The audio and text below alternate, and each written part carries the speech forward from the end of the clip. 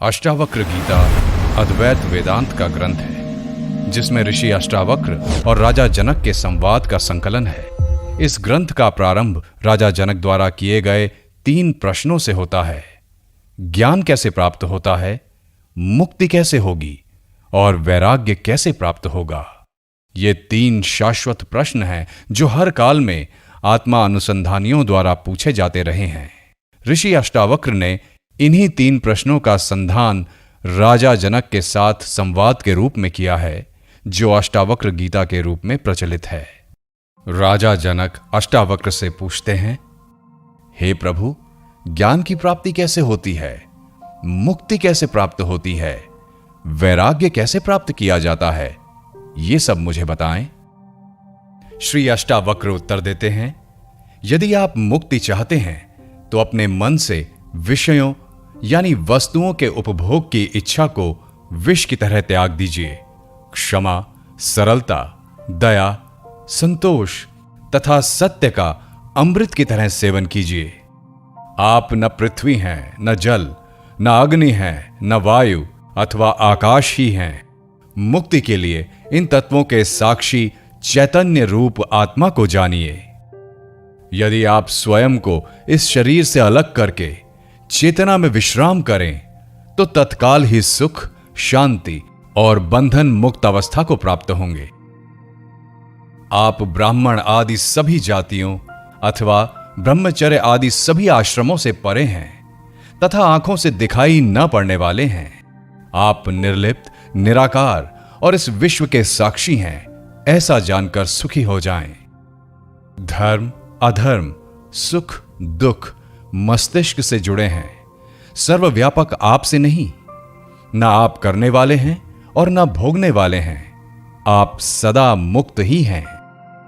आप समस्त विश्व के एकमात्र दृष्टा हैं, सदा मुक्त ही हैं। आपका बंधन केवल इतना है कि आप दृष्टा किसी और को समझते हैं। अहंकार रूपी महासर्प के प्रभाववश आप मैं करता हूं ऐसा मान लेते हैं। मैं करता नहीं हूं, इस विश्वास रूपी अमृत को पीकर सुखी हो जाइए। मैं एक विशुद्ध ज्ञान हूं, इस निश्चय रूपी अग्नि से गहन अज्ञान वन को जला दें। इस प्रकार शोक रहित होकर सुखी हो जाएं। जहां ये विश्व रस्सी में सर्प की भांति अवास्तविक लगे, उस आनंद, परम आनंद की अनुभूति करके सुख से रहें। स्वयं को मुक्त मानने वाला मुक्त ही है और बद्ध मानने वाला बंधा हुआ ही है। यह कहावत सत्य ही है कि जैसी बुद्धि होती है वैसी ही गति होती है। आत्मा साक्षी, सर्वव्यापी, पूर्ण, एक, मुक्त, चेतन, अक्रिय, असंग, इच्छा रहित एवं शांत है। भ्रमवश ही यह सांसारिक प्रतीत होती है। अपरिवर्तनीय, चेतन व अद्वैत आत्मा का चिंतन करें और मैं के भ्रम रूपी आभास से मुक्त होकर बाह्य विश्व की अपने अंदर ही भावना करें। हे पुत्र, बहुत समय से आप मैं शरीर हूं इस भाव बंधन से बंधे हैं। स्वयं को अनुभव कर ज्ञान रूपी तलवार से इस बंधन को काटकर सुखी हो जाएं। आप असंग, अक्रिय, स्वयं प्रकाशवान तथा सर्वथा दोष मुक्त हैं। आपका ध्यान द्वारा मस्तिष्क को शांत रखने का प्रयत्न ही बंधन है। यह विश्व आपके द्वारा व्याप्त किया हुआ है, वास्तव में आपने इसे व्याप्त किया हुआ है। आप शुद्ध और ज्ञान स्वरूप हो, छोटेपन की भावना से ग्रस्त मत हो। आप इच्छा रहित, विकार रहित, घन यानी ठोस, शीतलता के धाम, अगाध बुद्धिमान हैं। शांत होकर केवल चैतन्य की इच्छा वाले हो जाइए। आकार को असत्य जानकर निराकार को ही चिरस्थायी मानिए। इस तत्व को समझ लेने के बाद पुनः जन्म लेना संभव नहीं है। जिस प्रकार दर्पण में प्रतिबिंबित रूप उसके अंदर भी है और बाहर भी, उसी प्रकार परमात्मा इस शरीर के भीतर भी निवास करता है और उसके बाहर भी। जिस प्रकार एक ही आकाश पात्र के भीतर और बाहर व्याप्त है, उसी प्रकार शाश्वत और सतत परमात्मा समस्त प्राणियों में विद्यमान है। राजा जनक कहते हैं, आश्चर्य! मैं निष्कलंक, शांत, प्रकृति से परे ज्ञान स्वरूप हूं। इतने समय तक मैं मोह से संतप्त किया गया। जिस प्रकार मैं इस शरीर को प्रकाशित करता हूं, उसी प्रकार इस विश्व को भी। अतः मैं यह समस्त विश्व ही हूं अथवा कुछ भी नहीं। अब शरीर सहित इस विश्व को त्याग कर किसी कौशल द्वारा ही मेरे द्वारा परमात्मा का दर्शन किया जाता है। जिस प्रकार पानी लहर, फेन और बुलबुलों से पृथक नहीं है, उसी प्रकार आत्मा भी स्वयं से निकले इस विश्व से अलग नहीं है। जिस प्रकार विचार करने पर वस्त्र, तंतु यानी धागा मात्र ही ज्ञात होता है, उसी प्रकार यह समस्त विश्व आत्मा मात्र ही है। जिस प्रकार गन्ने के रस से बनी शक्कर उससे ही व्याप्त होती है, उसी प्रकार यह विश्व मुझ में ही बसा है और निरंतर मुझसे ही व्याप्त है। आत्मा अज्ञानवश ही विश्व के रूप में दिखाई देता है। आत्मज्ञान होने पर यह विश्व दिखाई नहीं देता। रस्सी अज्ञानवश सर्प जैसी दिखाई देती है। रस्सी का ज्ञान हो जाने पर सर्प नहीं दिखाई देता। प्रकाश मेरा स्वरूप है, इसके अतिरिक्त मैं कुछ और नहीं हूं। वह प्रकाश जैसे इस विश्व को प्रकाशित करता है, वैसे ही इस मैं भाव को भी। आश्चर्य! यह कल्पित विश्व अज्ञान से मुझ में दिखाई देता है, जैसे सीप में चांदी, रस्सी में सर्प और सूर्य किरणों में पानी। मुझसे उत्पन्न हुआ विश्व मुझ में ही विलीन हो जाता है, जैसे घड़ा मिट्टी में, लहर जल में और कड़ा सोने में विलीन हो जाता है। आश्चर्य है! मुझको नमस्कार है, समस्त विश्व के नष्ट हो जाने पर भी जिसका विनाश नहीं होता, जो तृण से ब्रह्मा तक सबका विनाश होने पर भी विद्यमान रहता है। आश्चर्य है! मुझको नमस्कार है, मैं एक हूं, शरीर वाला होते हुए भी, जो न कहीं जाता है और न कहीं आता है और समस्त विश्व को व्याप्त करके स्थित है। आश्चर्य है! मुझको नमस्कार है, जो कुशल है और जिसके समान कोई और नहीं है, जिसने इस शरीर को बिना स्पर्श करते हुए इस विश्व को अनादिकाल से धारण किया हुआ है। आश्चर्य! आश्चर्य है! मुझको नमस्कार है, जिसका यह कुछ भी नहीं है अथवा जो भी वाणी और मन से समझ में आता है, वह सब जिसका है। ज्ञान, ज्ञेय और ज्ञाता ये तीनों वास्तव में नहीं हैं। ये तो अज्ञानवश दिखाई देता है। वह निष्कलंक मैं ही हूं। द्वैत सभी दुखों का मूल कारण है। इसके अतिरिक्त कोई और औषधि नहीं है कि ये सब जो दिखाई दे रहा है वह सब असत्य है। मैं एक चैतन्य और निर्मल हूं। मैं केवल ज्ञान स्वरूप हूं। अज्ञान से ही मेरे द्वारा स्वयं में अन्य गुण कल्पित किए गए हैं। ऐसा विचार करके मैं सनातन और कारण रहित रूप से स्थित हूं। न मुझे कोई बंधन है और न कोई मुक्ति का भ्रम। मैं शांत और आश्चर्य रहित हूं। मुझ में स्थित ये विश्व भी वस्तुतः मुझ में स्थित नहीं है।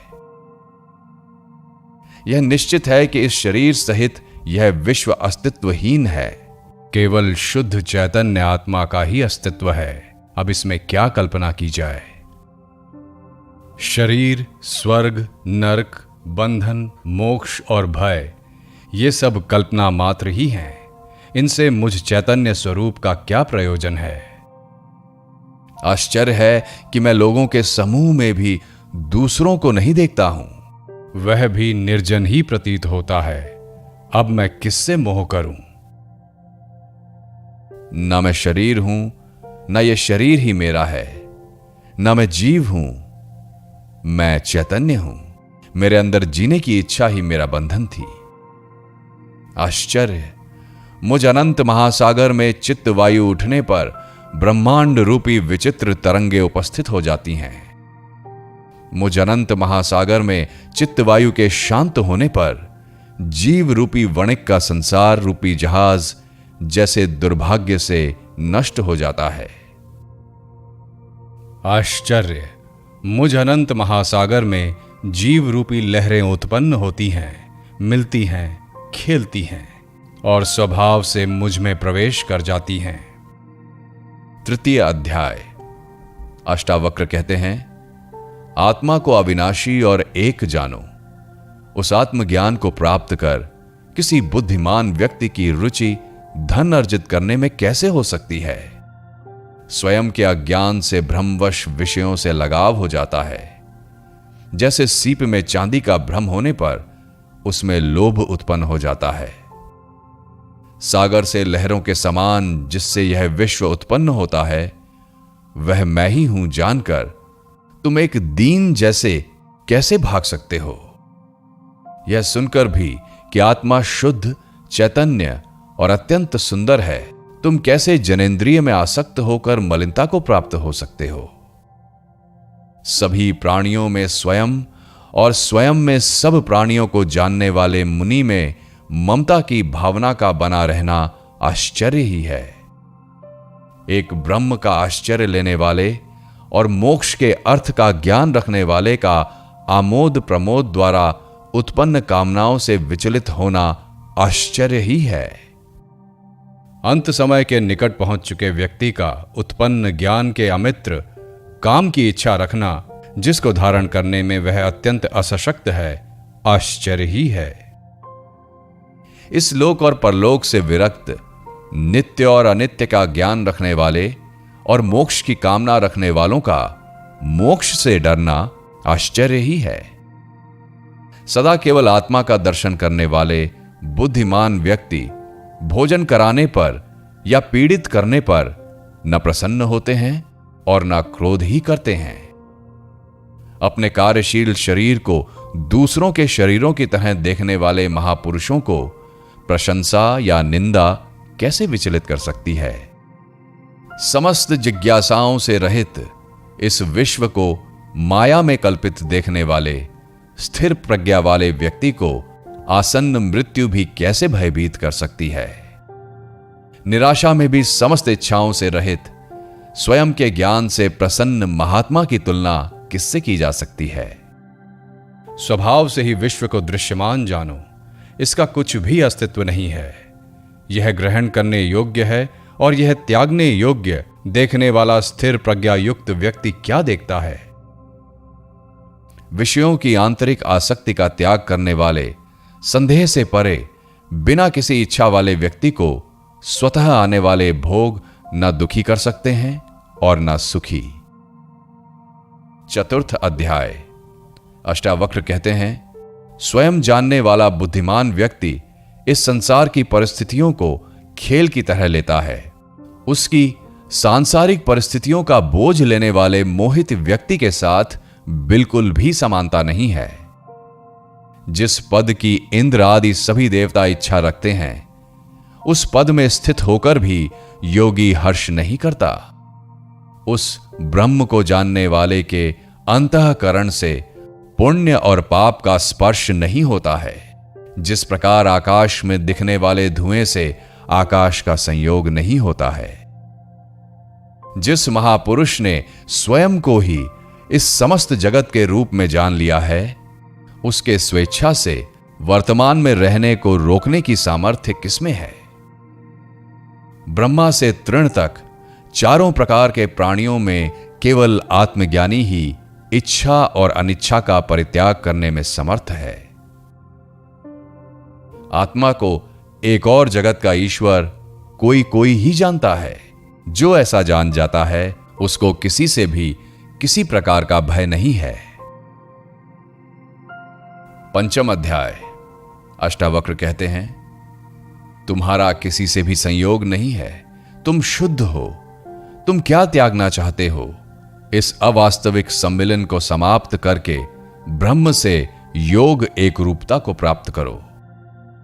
जिस प्रकार समुद्र से बुलबुले उत्पन्न होते हैं, उसी प्रकार विश्व एक आत्मा से ही उत्पन्न होता है, यह जानकर ब्रह्म से योग को प्राप्त करो। यद्यपि यह विश्व आंखों से दिखाई देता है, परंतु अवास्तविक है।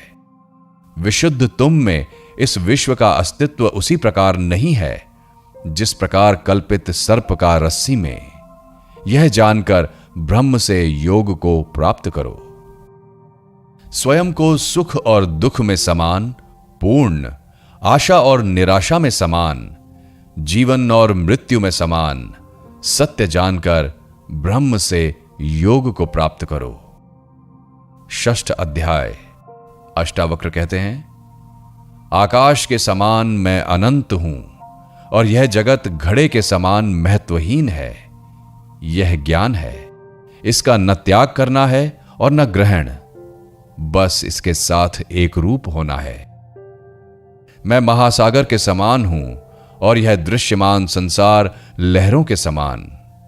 यह ज्ञान है, इसका न त्याग करना है और न ग्रहण, बस इसके साथ एक रूप होना है। यह विश्व मुझ में वैसे ही कल्पित है जैसे कि सीप में चांदी।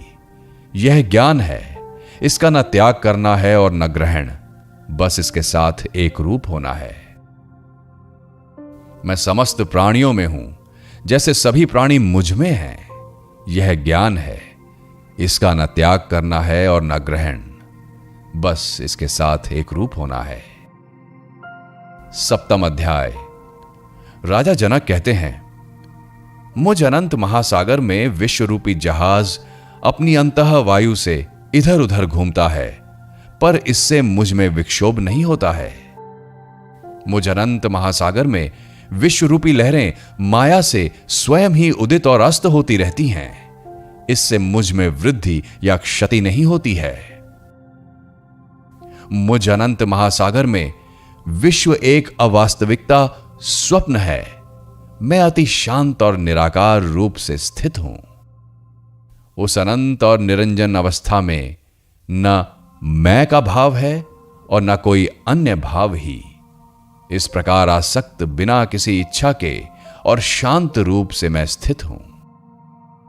आश्चर्य, मैं शुद्ध चैतन्य हूं और यह जगत असत्य जादू के समान है।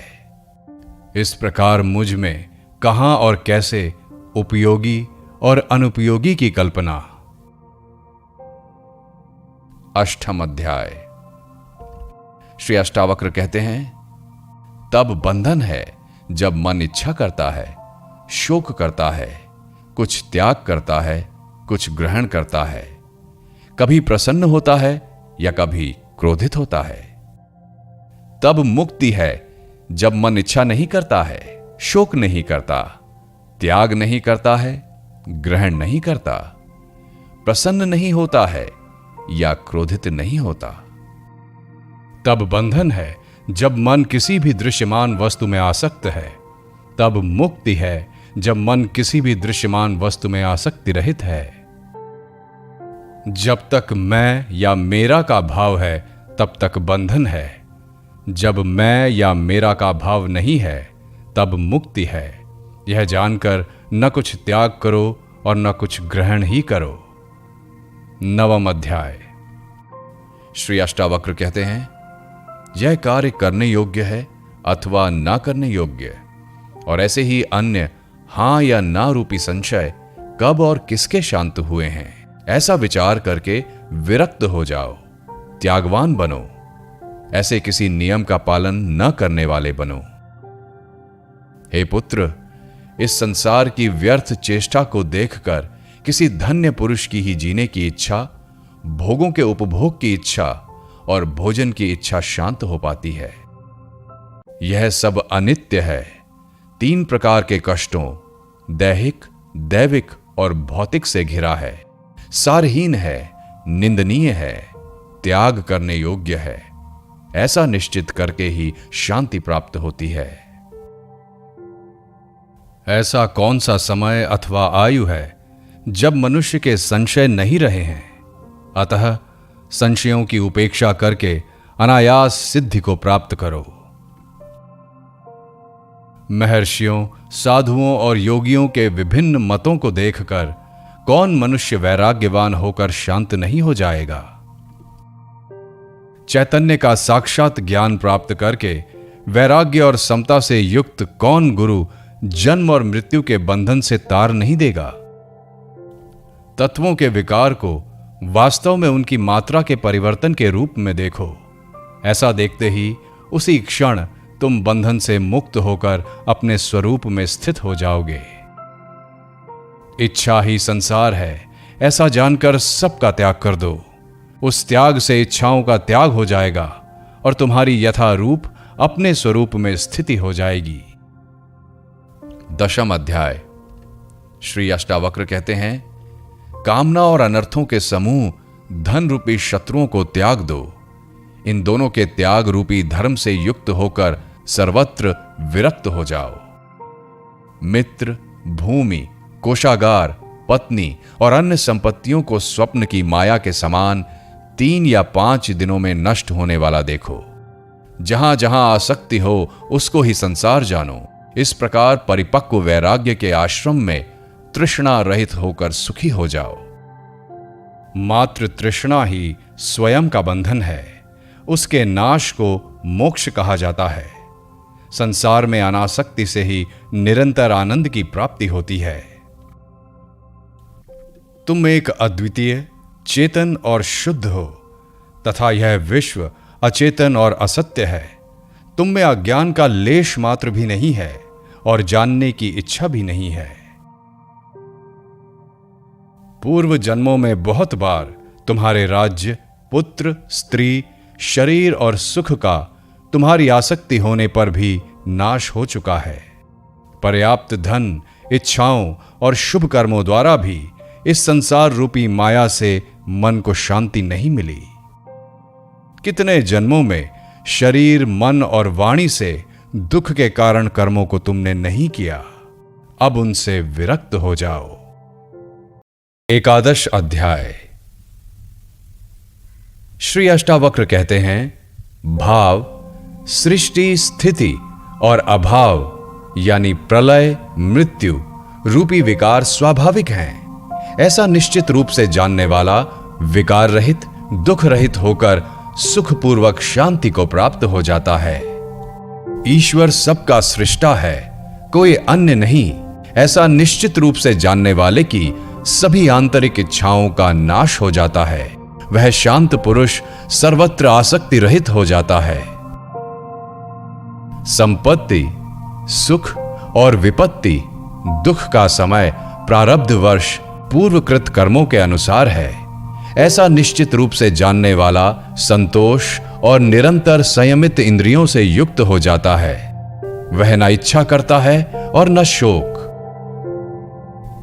सुख, दुख और जन्म मृत्यु प्रारब्धवश पूर्वकृत कर्मों के अनुसार हैं। ऐसा निश्चित रूप से जानने वाला, फल की इच्छा न रखने वाला, सरलता से कर्म करते हुए भी उनसे लिप्त नहीं होता है। चिंता से ही दुख उत्पन्न होते हैं, किसी अन्य कारण से नहीं। ऐसा निश्चित रूप से जानने वाला चिंता से रहित होकर सुख, शांति और सभी इच्छाओं से मुक्त हो जाता है। न मैं ये शरीर हूं और न ये शरीर मेरा है, मैं ज्ञान स्वरूप हूं। ऐसा निश्चित रूप से जानने वाला जीवन मुक्ति को प्राप्त करता है। वह किए हुए और न किए हुए कर्मों का स्मरण नहीं करता।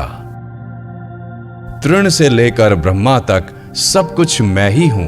ऐसा निश्चित रूप से जानने वाला विकल्प यानी कामना रहित, पवित्र, शांत और प्राप्त अप्राप्त से आसक्ति रहित हो जाता है।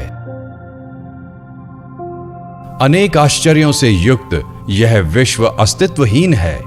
ऐसा निश्चित रूप से जानने वाला इच्छा रहित और शुद्ध अस्तित्व हो जाता है। वह अपार शांति प्राप्त करता है। जनक कहते हैं, पहले मैं शारीरिक कर्मों से निरपेक्ष यानी उदासीन हुआ, फिर वाणी से निरपेक्ष हुआ, अब चिंता से निरपेक्ष होकर अपने स्वरूप में स्थित हूं। शब्द आदि विषयों में आसक्ति रहित होकर और आत्मा की दृष्टि का विषय न होने के कारण मैं निश्चल और एकाग्र हृदय से अपने स्वरूप में स्थित हूं। अध्यास यानी असत्य ज्ञान आदि असामान्य स्थितियों और समाधि को एक नियम के समान देखते हुए मैं अपने स्वरूप में स्थित हूं। हे ब्रह्म को जानने वाले, त्याज्य और संग्रहणीय से दूर होकर और सुख दुख के अभाव में मैं अपने स्वरूप में स्थित हूं। आश्रम अनाश्रम, ध्यान और मन द्वारा स्वीकृत और निषिद्ध नियमों को देखकर मैं अपने स्वरूप में स्थित हूं। कर्मों के अनुष्ठान रूपी अज्ञान से निवृत्त होकर और तत्व को सम्यक रूप से जानकर मैं अपने स्वरूप में स्थित हूं। अचिंत्य के संबंध में विचार करते हुए भी विचार पर ही चिंतन किया जाता है, अतः उस विचार का भी परित्याग करके मैं अपने स्वरूप में स्थित हूं। जो इस प्रकार से आचरण करता है वह कृतार्थ यानी मुक्त हो जाता है। जिसका इस प्रकार का स्वभाव है वह कृतार्थ हो जाता है। त्रयोदश अध्याय। श्री जनक कहते हैं, अकिंचन यानी कुछ अपना ना होने की सहजता केवल कौपीन पहनने पर भी कठिनाई से प्राप्त होती है। अतः त्याग और संग्रह की प्रवृत्तियों को छोड़कर सभी स्थितियों में मैं सुखपूर्वक विद्यमान हूं। शारीरिक दुख भी कहां है, अर्थात नहीं है। वाणी के दुख भी कहां है, वहां मन भी कहां है। सभी प्रयत्नों को त्याग कर सभी स्थितियों में मैं सुखपूर्वक विद्यमान हूं। किए हुए किसी भी कार्य का वस्तुतः कोई अस्तित्व नहीं है। ऐसा तत्वपूर्वक विचार करके जब जो भी कर्तव्य है उसको करते हुए सभी स्थितियों में मैं सुखपूर्वक विद्यमान हूं।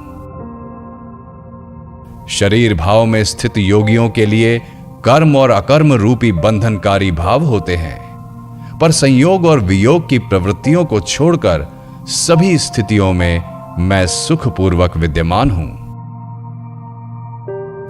विश्राम, गति, शयन, बैठने, चलने और स्वप्न में वस्तुतः मेरे लाभ और हानि नहीं है, अतः सभी स्थितियों में मैं सुखपूर्वक विद्यमान हूं। सोने में मेरी हानि नहीं है और उद्योग अथवा अनुद्योग में मेरा लाभ नहीं है, अतः हर्ष और शोक की प्रवृत्तियों को छोड़कर सभी स्थितियों में मैं सुखपूर्वक विद्यमान हूं। सुख दुख आदि स्थितियों के क्रम से आने के नियम पर बार बार विचार करके शुभ और अशुभ की प्रवृत्तियों को छोड़कर सभी स्थितियों में मैं सुखपूर्वक विद्यमान हूं। चतुर्दश अध्याय।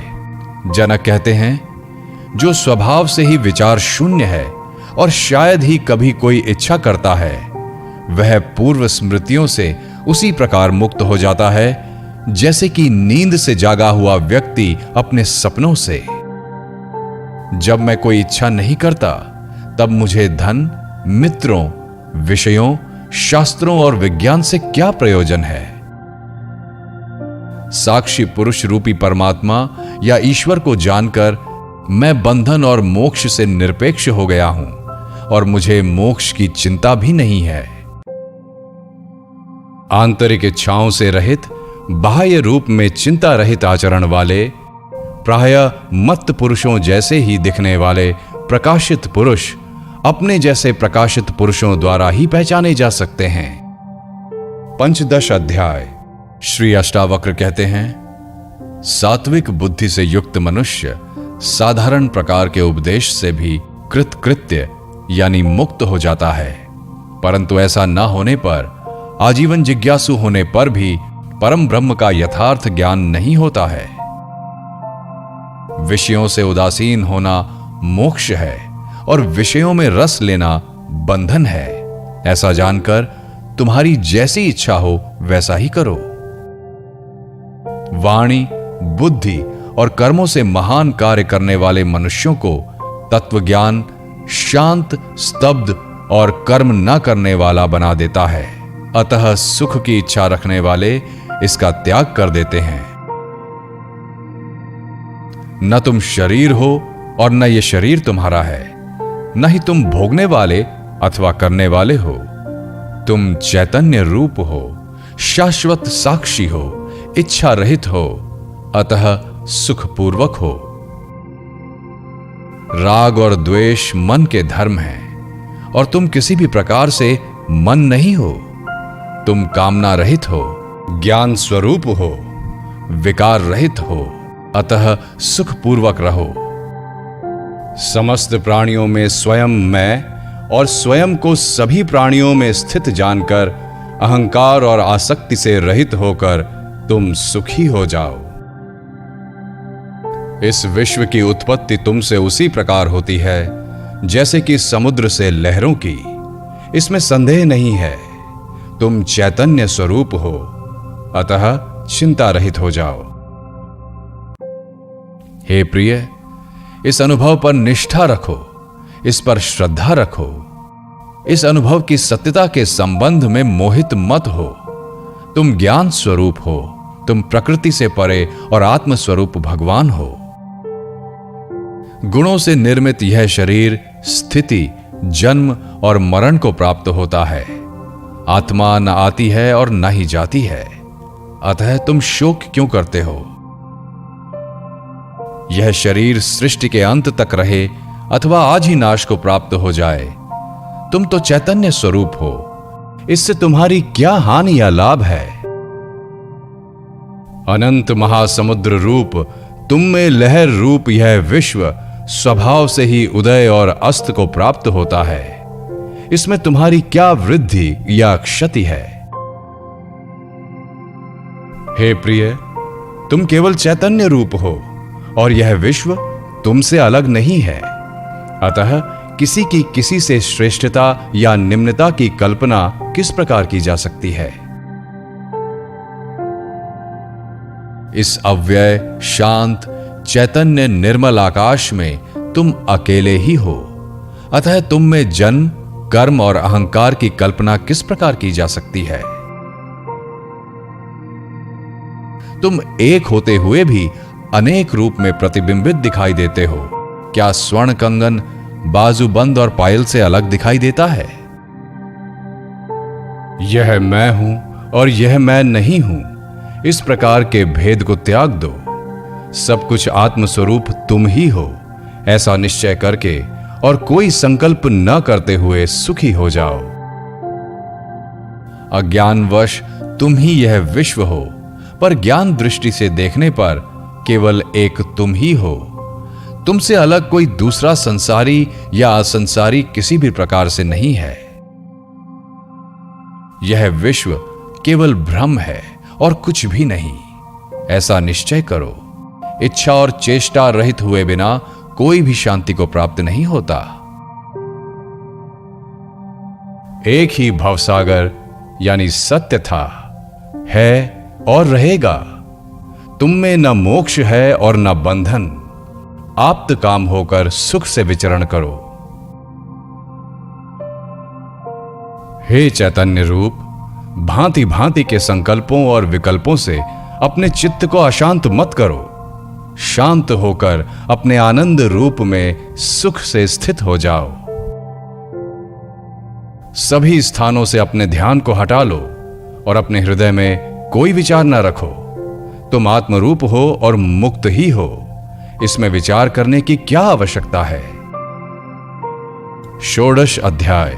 श्री अष्टावक्र कहते हैं, हे प्रिय, विद्वानों से सुनकर अथवा बहुत शास्त्रों के पढ़ने से तुम्हारी आत्मस्वरूप में वैसी स्थिति नहीं होगी जैसी कि सब कुछ उचित रीति से भूल जाने से।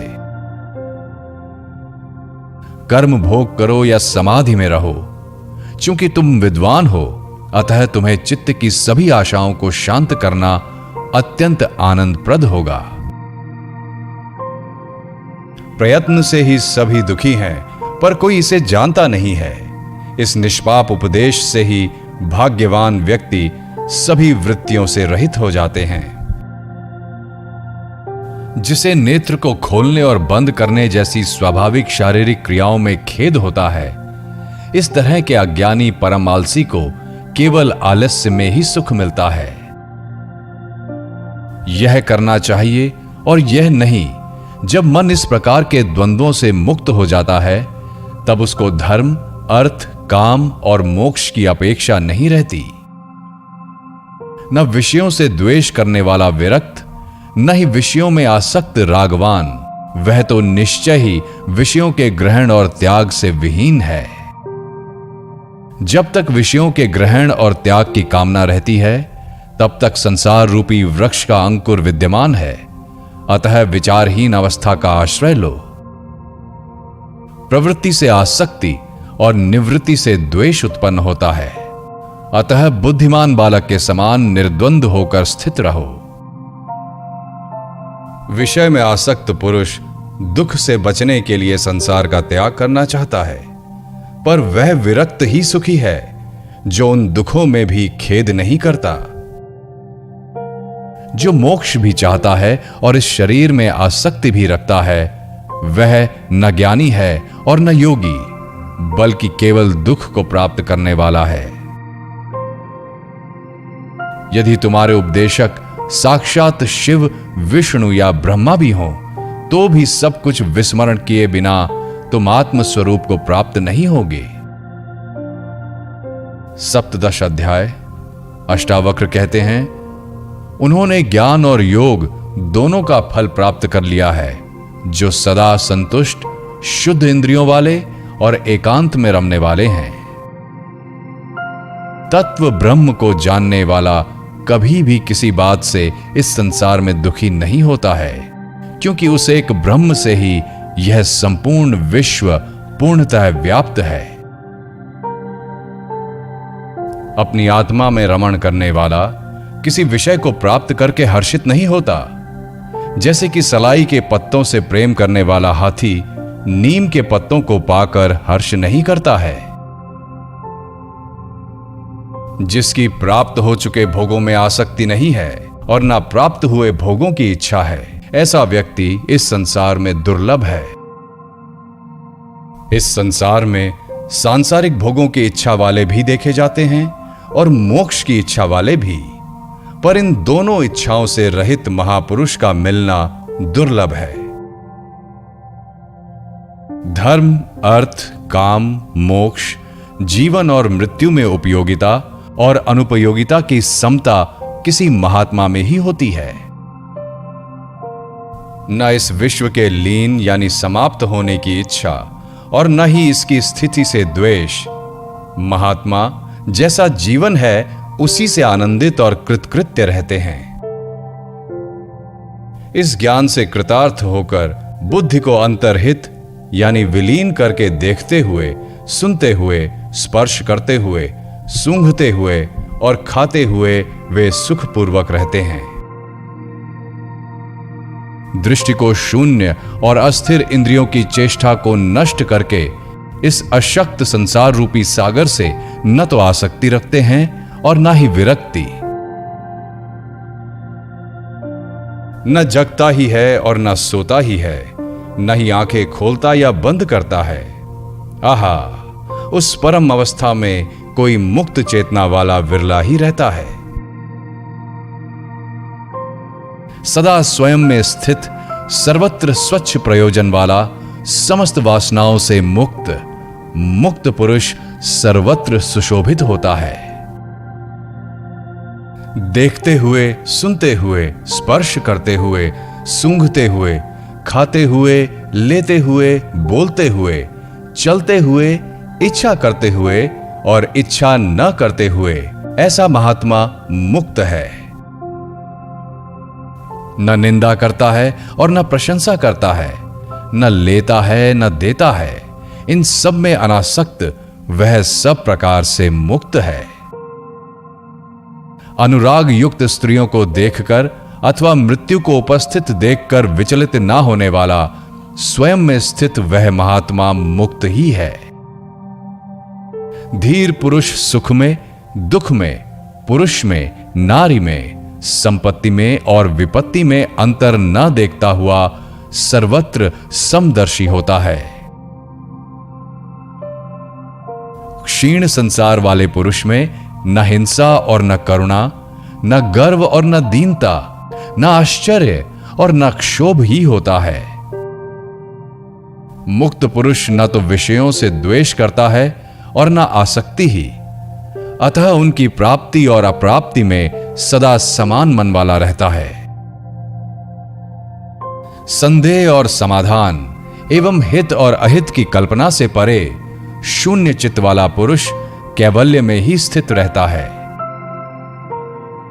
ममता रहित, अहंकार रहित और दृश्य जगत के अस्तित्व रहित होने के निश्चय वाला, सभी इच्छाओं से रहित, करता हुआ भी कुछ नहीं करता। मन के किसी भी मोह, स्वप्न और जड़ता से रहित प्रकाशित अवस्था को प्राप्त कर मन की इच्छाओं से रहित हो जाओ।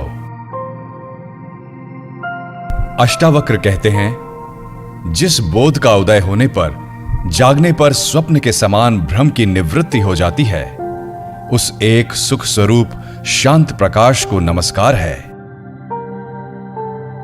जगत के सभी पदार्थों को प्राप्त करके कोई बहुत से भोग प्राप्त कर सकता है, पर उन सब का आंतरिक त्याग किए बिना सुखी नहीं हो सकता। जिसका मन यह कर्तव्य है और यह अकर्तव्य आदि दुखों की तीव्र ज्वाला से झुलस रहा है, उसे भला कर्म त्याग रूपी शांति की अमृत धारा का सेवन किए बिना सुख की प्राप्ति कैसे हो सकती है। यह संसार केवल एक भावना मात्र है, परमार्थत कुछ भी नहीं है। भाव और अभाव के रूप में स्वभावतः स्थित पदार्थों का कभी अभाव नहीं हो सकता। आत्मा न तो दूर है और न पास, वो तो प्राप्त ही है। तुम स्वयं ही हो उसमें, न विकल्प है, न प्रयत्न, न विकार और न मल ही। अज्ञान मात्र की निवृत्ति और स्वरूप का ज्ञान होते ही दृष्टि का आवरण भंग हो जाता है और तत्व को जानने वाला शोक से रहित होकर शोभायमान हो जाता है। सब कुछ कल्पना मात्र है और आत्मा नित्य मुक्त है। धीर पुरुष इस तथ्य को जानकर फिर बालक के समान क्या अभ्यास करें। आत्मा ही ब्रह्म है और भाव अभाव कल्पित हैं, ऐसा निश्चय हो जाने पर निष्काम ज्ञानी फिर क्या जाने, क्या कहे और क्या करे। सब आत्मा ही है, ऐसा निश्चय करके जो चुप हो गया है, उस पुरुष के लिए यह मैं हूं, यह मैं नहीं हूं आदि कल्पनाएं भी शांत हो जाती हैं। अपने स्वरूप में स्थित होकर शांत हुए तत्वज्ञानी के लिए न विक्षेप है और न एकाग्रता, न ज्ञान है और न अज्ञान, न सुख है और न दुख। जो योगी स्वभाव से ही विकल्प रहित है, उसके लिए अपने राज्य में या भिक्षा में, लाभ हानि में, भीड़ में या सूने जंगल में कोई अंतर नहीं। यह कर लिया और यह कार्य शेष है। इन द्वंद्वों से जो मुक्त है, उसके लिए धर्म कहां, कर्म कहां, अर्थ कहां और विवेक कहां। जीवन मुक्त योगी का न तो कुछ कर्तव्य है और न ही उसके हृदय में कोई अनुराग है। जैसे भी जीवन बीत जाए वैसी ही उसकी स्थिति है। जो महात्मा सभी संकल्पों की सीमा पर विश्राम कर रहा है, उसके लिए मोह कहां, संसार कहां, ध्यान कहां और मुक्ति भी कहां। जिसने इस संसार को वास्तव में देखा हो, वह कहे कि यह नहीं है, नहीं है। जो कामना रहित है, वह तो इसको देखते हुए भी नहीं देखता। जिसने अपने से भिन्न परम ब्रह्म को देखा हो, वह चिंतन किया करे कि वह ब्रह्म मैं हूं। पर जिसे कुछ दूसरा दिखाई नहीं देता, वह निश्चिंत क्या विचार करे। जिसने अपने स्वरूप में कभी कोई विक्षेप देखा हो, वह उसको रोके। तत्व को जानने वाले का विक्षेप कभी होता ही नहीं है। किसी साध्य के बिना वो क्या करे। तत्वज्ञ तो सांसारिक लोगों से उल्टा ही होता है। वह सामान्य लोगों जैसा व्यवहार करता हुआ भी अपने स्वरूप में न समाधि देखता है, न विक्षेप और न लय ही। तत्वज्ञ भाव और अभाव से रहित, तृप्त और कामना रहित होता है। लौकिक दृष्टि से कुछ उल्टा सीधा करते हुए भी वह कुछ भी नहीं करता। तत्वज्ञ का प्रवृत्ति या निवृत्ति का दुराग्रह नहीं होता। जब जो सामने आ जाता है तब उसे करके वह आनंद से रहता है। ज्ञानी कामना, आश्रय और परतंत्र आदि के बंधनों से सर्वथा मुक्त होता है। प्रारब्ध रूपी वायु के वेग से उसका शरीर उसी प्रकार गतिशील रहता है जैसे वायु के वेग से सूखा पत्ता। जो संसार से मुक्त है वह न कभी हर्ष करता है और न विषाद। उसका मन सदा शीतल रहता है। वह शरीर रहते हुए भी विदेह के समान सुशोभित होता है। जिसका अंतर्मन शीतल और स्वच्छ है, जो आत्मा में ही रमण करता है, उस धीर पुरुष की न तो किसी त्याग की इच्छा होती है और न कुछ पाने की आशा। जिस धीर पुरुष का चित्त स्वभाव से ही निर्विषय है, वह साधारण मनुष्य के समान प्रारब्धवश बहुत से कार्य करता है, पर उसका उसे न तो मान होता है और न अपमान ही। यह कर्म शरीर ने किया है, मैंने नहीं, मैं तो शुद्ध स्वरूप हूं। इस प्रकार जिसने निश्चय कर लिया है वह कर्म करता हुआ भी नहीं करता। सुखी और श्रीमान जीवन मुक्त विषयी के समान काम करता है, परंतु विषयी नहीं होता है। वह तो सांसारिक कार्य करता हुआ भी शोभा को प्राप्त होता है। जो धीर पुरुष अनेक विचारों से थक कर अपने स्वरूप में विश्राम पा चुका है, वह न कल्पना करता है, न जानता है, न सुनता है और न ही देखता है।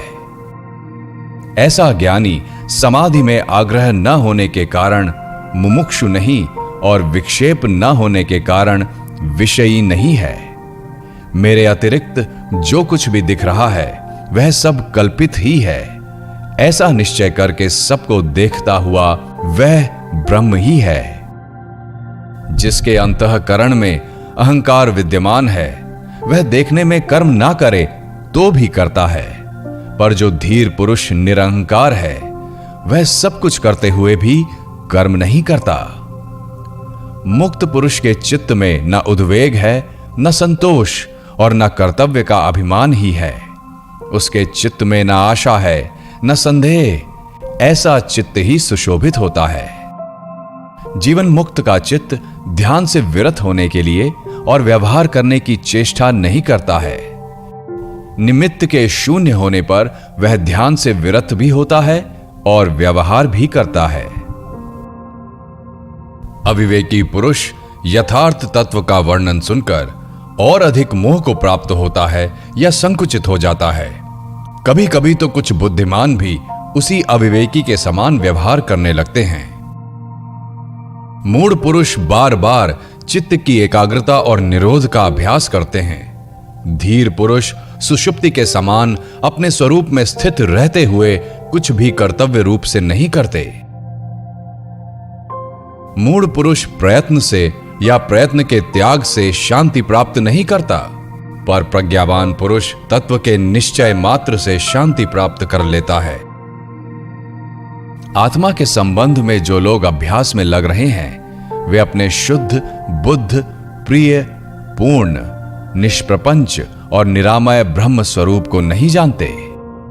अज्ञानी मनुष्य कर्म रूपी अभ्यास से मुक्ति नहीं पा सकता और ज्ञानी कर्म रहित होने पर भी केवल ज्ञान से मुक्ति प्राप्त कर लेता है।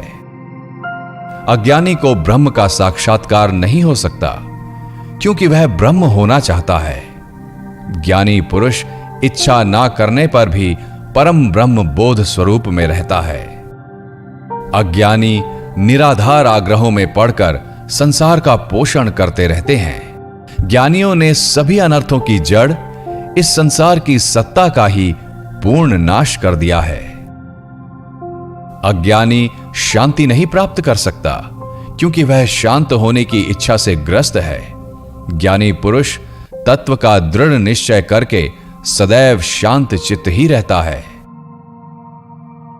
अज्ञानी को आत्म साक्षात्कार कैसे हो सकता है?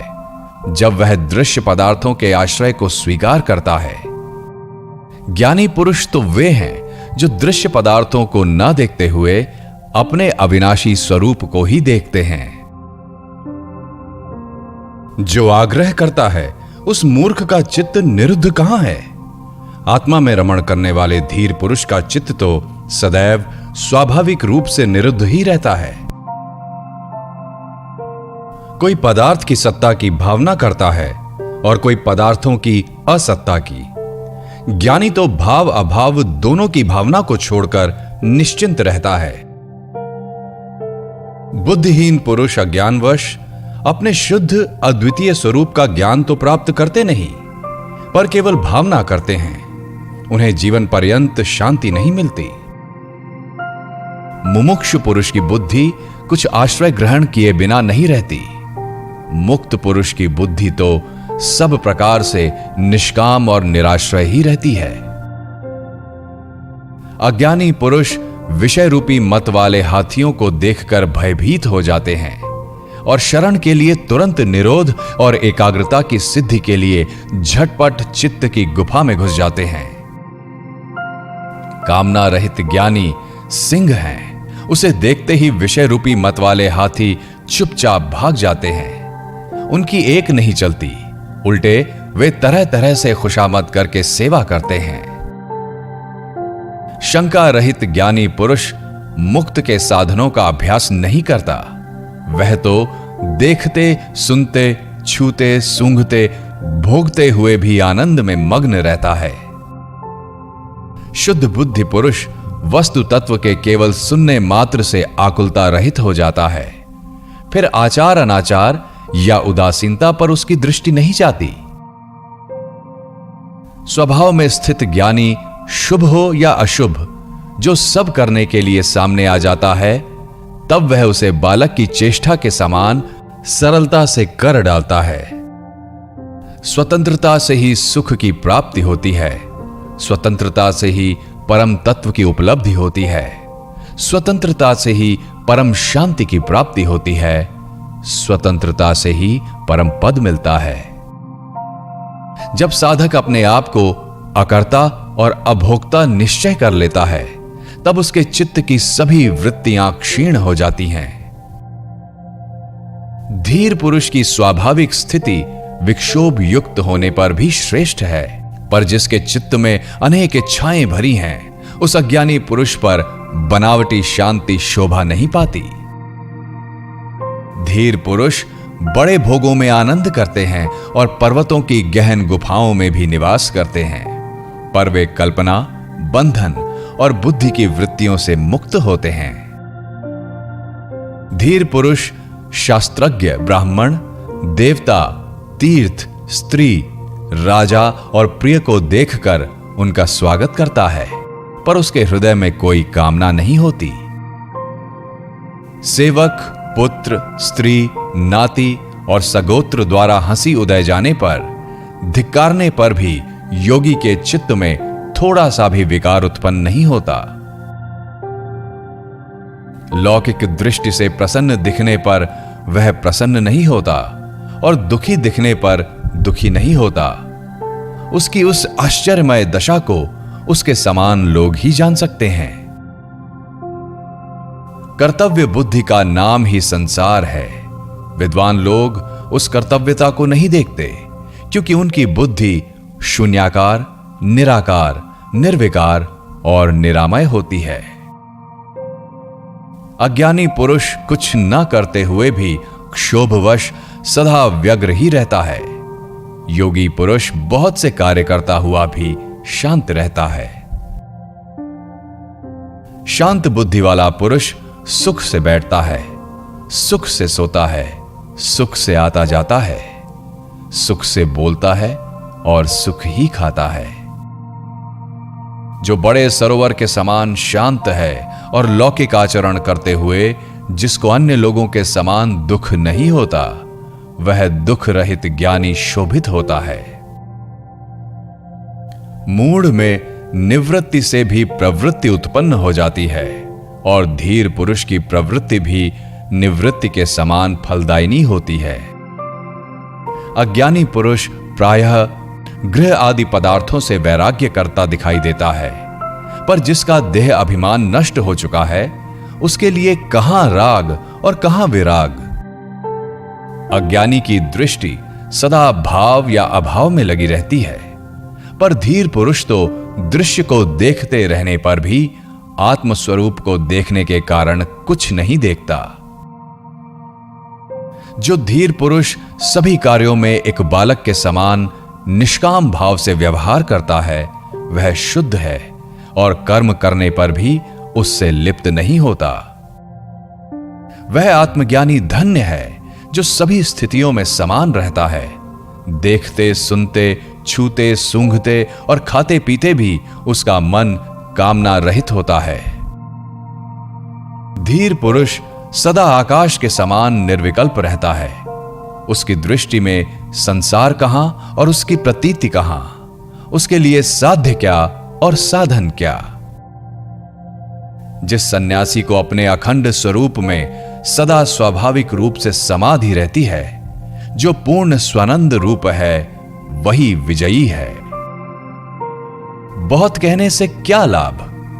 महात्मा पुरुष भोग और मोक्ष दोनों की इच्छा नहीं करता और सदा सर्वत्र राग रहित होता है।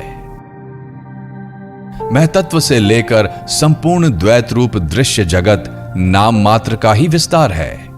शुद्ध बोध स्वरूप धीर ने जब उसका भी परित्याग कर दिया, फिर भला उसका क्या कर्तव्य शेष है। यह संपूर्ण दृश्य जगत भ्रम मात्र है, यह कुछ नहीं है। ऐसे निश्चय से युक्त पुरुष दृश्य की स्फूर्ति से भी रहित हो जाता है और स्वभाव से ही शांत हो जाता है। जो शुद्ध स्फुरण रूप है, जिसे दृश्य सत्तावान मालूम पड़ता है, उसके लिए विधि क्या, वैराग्य क्या, त्याग क्या और शांति भी क्या। जो अनंत रूप में स्वयं स्फुरित हो रहा है और प्रकृति की पृथक सत्ता को नहीं देखता है, उसके लिए बंधन कहां, मोक्ष कहां, हर्ष कहां और विषाद कहां। बुद्धि के अंत तक ही संसार है और यह केवल माया का विवर्त है। इस तत्व को जानने वाला बुद्धिमान ममता, अहंकार और कामना से रहित होकर शोभित होता है। जो मुनि संताप से रहित अपने अविनाशी स्वरूप को जानता है, उसके लिए विद्या कहां और विश्व कहां, अथवा देह कहां और मैं मेरा कहां। जड़ बुद्धि वाला यदि निरोध आदि कर्मों को छोड़ देता है तो अगले क्षण बड़े बड़े मनोरथ बनाने और प्रलाप करने लगता है। अज्ञानी तत्व का श्रवण करके भी अपनी मूढ़ता का त्याग नहीं करता। वह बाह्य रूप से तो निसंकल्प हो जाता है, पर उसके अंतर मन में विषयों की इच्छा बनी रहती है। ज्ञान से जिसका कर्म बंधन नष्ट हो गया है, वह लौकिक रूप से कर्म करता रहे तो भी उसके कुछ करने या कहने का अवसर नहीं रहता, क्योंकि वह अकर्ता और अवक्ता है। जो धीर सदा निर्विकार और भय रहित है, उसके लिए अंधकार कहां, प्रकाश कहां और त्याग कहां। उसके लिए किसी का अस्तित्व नहीं रहता। योगी को धैर्य कहां, विवेक कहां और निर्भयता भी कहां। उसका स्वभाव अनिर्वचनीय है और वह वस्तुतः स्वभाव रहित है। योगी के लिए न स्वर्ग है, न नरक और न जीवन मुक्ति है। इस संबंध में अधिक कहने से क्या लाभ है। योग की दृष्टि से कुछ भी नहीं है। धीर का चित्त ऐसे शीतल रहता है जैसे वह अमृत से परिपूर्ण हो। वह न लाभ की आशा करता है और न हानि का शोक। धीर पुरुष न संत की स्तुति करता है और न दुष्ट की निंदा। वह सुख दुख में समान स्वयं में तृप्त रहता है। वह अपने लिए कोई भी कर्तव्य नहीं देखता। धीर पुरुष न संसार से द्वेष करता है और न आत्मदर्शन की इच्छा। वह हर्ष और शोक से रहित है। लौकिक दृष्टि से वह न तो मृत है और न जीवित। जो धीर पुरुष पुत्र स्त्री आदि के प्रति आसक्ति से रहित होता है, विषय की उपलब्धि में उसकी प्रवृत्ति नहीं होती, अपने शरीर के लिए भी निश्चिंत रहता है, सभी आशाओं से रहित होता है, वह सुशोभित होता है। जहां सूर्यास्त हुआ वहां सो लिया, जहां इच्छा हुई वहां रह लिया, जो सामने आया उसी के अनुसरण व्यवहार कर लिया। इस प्रकार धीर सर्वत्र संतुष्ट रहता है। जो अपने आत्म स्वरूप में विश्राम करते हुए भी सभी प्रपंचों का नाश कर चुका है, उस महात्मा को शरीर रहे अथवा नष्ट हो जाए ऐसी चिंता भी नहीं होती। ज्ञानी पुरुष संग्रह रहित, स्वच्छंद, निर्द्वंद और संशय रहित होता है। वह किसी भाव में आसक्त नहीं होता, वह तो केवल आनंद से विहार करता है। धीर पुरुष की हृदय ग्रंथि खुल जाती है, रज और तम नष्ट हो जाते हैं। वह मिट्टी के ढेले, पत्थर और सोने को समान दृष्टि से देखता है। ममता रहित वह सुशोभित होता है। जो इस दृश्य प्रपंच पर ध्यान नहीं देता, आत्म तृप्त है, जिसके हृदय में जरा सी भी कामना नहीं होती, ऐसे मुक्तात्मा की तुलना किसके साथ की जा सकती है। कामना रहित धीर पुरुष के अतिरिक्त ऐसा कौन है जो जानते हुए भी ना जाने, देखते हुए भी ना देखे और बोलते हुए भी ना बोले। राजा हो या रंक, जो कामना रहित है वह ही सुशोभित होता है। जिसकी दृश्य वस्तुओं में शुभ और अशुभ बुद्धि समाप्त हो गई है, वह निष्काम है। योगी निष्कपट, सरल और चरित्रवान होता है। उसके लिए स्वच्छंदता क्या, संकोच क्या और तत्व विचार भी क्या। जो अपने स्वरूप में विश्राम करके तृप्त है, आशा रहित है, दुख रहित है, वह अपने अंतःकरण में जिस आनंद का अनुभव करता है, वह कैसे किसी को बताया जा सकता है। धीर पुरुष पद पद पर तृप्त रहता है। वह सोकर भी नहीं सोता, वह स्वप्न देखकर भी नहीं देखता और जागृत रहने पर भी नहीं जागता। धीर पुरुष चिंतावान होने पर भी चिंता रहित होता है, इंद्रिय युक्त होने पर भी इंद्रिय रहित होता है, बुद्धि युक्त होने पर भी बुद्धि रहित होता है और अहंकार सहित होने पर भी अहंकार रहित होता है। धीर पुरुष न सुखी होता है और न दुखी, न विरक्त होता है और न अनुरक्त, वह न मुमुक्षु है और न मुक्त, वह कुछ नहीं है, कुछ नहीं। धीर पुरुष विक्षेप में विक्षिप्त नहीं होता, समाधि में समाधिस्थ नहीं होता, उसकी लौकिक जड़ता में वह जड़ नहीं है और पांडित्य में पंडित नहीं है। धीर पुरुष सभी स्थितियों में अपने स्वरूप में स्थित रहता है, कर्तव्य रहित होने से शांत होता है, सदा समान रहता है। तृष्णा रहित होने के कारण उसने क्या किया और क्या नहीं, इन बातों का स्मरण नहीं करता। वंदना करने से वो प्रसन्न नहीं होता, निंदा करने से क्रोधित नहीं होता, मृत्यु से उद्वेग नहीं करता और जीवन का अभिनंदन नहीं करता। शांत बुद्धि वाला धीर न तो जनसमूह की ओर दौड़ता है और न वन की ओर। वह जहां जिस स्थिति में होता है वहां ही समचित से आसीन रहता है। 9वां अध्याय। महर्षि अष्टावक्र के मुख से तत्व ज्ञान की स्वाभाविक शांति को श्रवण करके अपने को कृतार्थ मानकर राजा जनक कहते हैं, तत्व विज्ञान के चिमटी द्वारा विभिन्न प्रकार के सुझावों रूपी कांटों को मेरे द्वारा हृदय के आंतरिक भागों से निकाल दिया गया है। अपनी महिमा में स्थित मेरे लिए क्या धर्म है और क्या काम है, क्या अर्थ है और क्या विवेक है, क्या द्वैत है और क्या अद्वैत है, अर्थात नहीं है। अपनी महिमा में स्थित मेरे लिए क्या अतीत है और क्या भविष्य है और क्या वर्तमान ही है, क्या देश है और क्या काल है, अर्थात नहीं है। अपनी महिमा में स्थित मेरे लिए क्या आत्मा है और क्या अनात्मा है, तथा क्या शुभ है और क्या अशुभ, क्या विचार युक्त होना है और क्या निर्विचार होना है। अपनी महिमा में स्थित मेरे लिए क्या स्वप्न है और क्या सुषुप्ति, तथा क्या जागरण है, क्या तुरीय अवस्था है अथवा क्या भय ही है। अपनी महिमा में स्थित मेरे लिए क्या दूर है और क्या पास है, तथा क्या बाह्य है और क्या आंतरिक है, क्या स्थूल है और क्या सूक्ष्म है, अर्थात नहीं है। अपनी महिमा में स्थित मेरे लिए क्या मृत्यु है और क्या जीवन है, तथा क्या लौकिक है और क्या पारलौकिक है, क्या लय है और क्या समाधि है। अपनी आत्मा में नित्य स्थित मेरे जीवन के 3 उद्देश्य निरर्थक हैं। योग पर चर्चा अनावश्यक है और विज्ञान का वर्णन अनावश्यक है। 20 अध्याय 20वां प्रकरण। राजा जनक कहते हैं, मेरे निष्कलंक स्वरूप में 5 महाभूत कहां हैं, या शरीर कहां है, और इंद्रियां या मन ही कहां हैं, शून्य कहां है और निराशा कहां है, अर्थात नहीं है।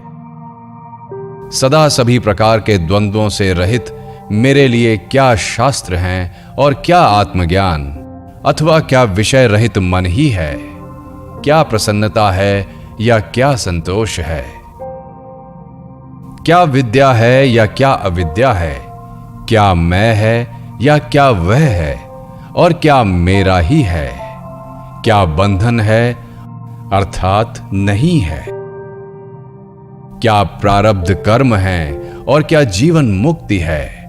सर्वदा विशेषता परिवर्तन से रहित मुझ में क्या शरीरहीन कैवल्य है। सदा स्वभाव से रहित मुझ में कौन करता है और कौन भोगता, क्या निष्क्रियता है और क्या क्रियाशीलता, क्या प्रत्यक्ष है और क्या अप्रत्यक्ष ही, अर्थात नहीं है। अपने अद्वय यानी दूसरे से रहित स्वरूप में स्थित मेरे लिए क्या संसार है और क्या मुक्ति की इच्छा, कौन योगी है और कौन ज्ञानी, कौन बंधन में है और कौन मुक्त। अपने अद्वय दूसरे से रहित स्वरूप में स्थित मेरे लिए क्या सृष्टि है और क्या प्रलय, क्या साध्य है और क्या साधन, कौन साधक है और क्या सिद्धि है। विशुद्ध मुझ में कौन ज्ञाता है और क्या साक्ष्य है, अर्थात नहीं है। क्या ज्ञेय है और क्या ज्ञान, क्या स्वल्प है और क्या सर्व। सदा निष्क्रिय मुझ में क्या अन्य मनस्कता है और क्या एकाग्रता, क्या विवेक है और क्या विवेकहीनता, क्या हर्ष है और क्या विषाद। सदा विचार रहित मेरे लिए क्या संसार है और क्या परमार्थ, क्या सुख है और क्या दुख।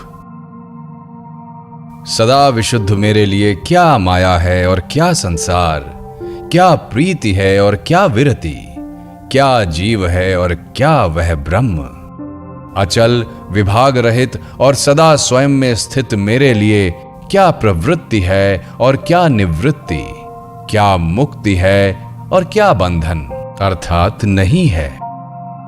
विशेषण रहित कल्याण रूप मेरे लिए क्या उपदेश है और क्या शास्त्र, कौन शिष्य है और कौन गुरु, और क्या प्राप्त करने योग्य ही है, क्या है और क्या नहीं, क्या अद्वैत है और क्या द्वैत। अब बहुत क्या कहा जाए, मुझ में कुछ भी भाव नहीं उठता है।